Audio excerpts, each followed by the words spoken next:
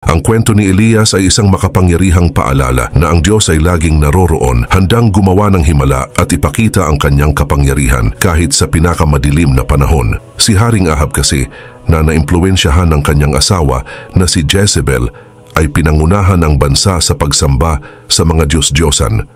Sa mga oras na iyon ay dumating si Elias at nagbigay ng mensahe sa hari. Kanyang sinabi, "Tulad ng buhay ng Diyos na aking pinaglilingkuran, hindi magkakaroon ng hamog ni ulan sa mga susunod na taon, maliban kung ako'y magsalita."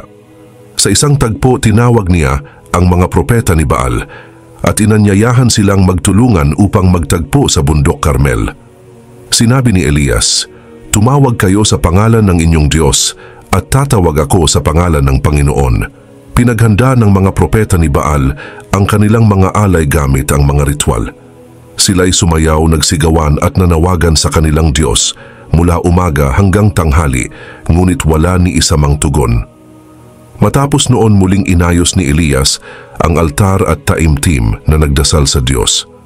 "Panginoon Diyos ni na Abraham, Isaac at Israel, ipakita mo ngayon na ikaw ang Diyos sa Israel at ako ang iyong lingkod." Isang malakas na apoy ang bumagsak mula sa langit.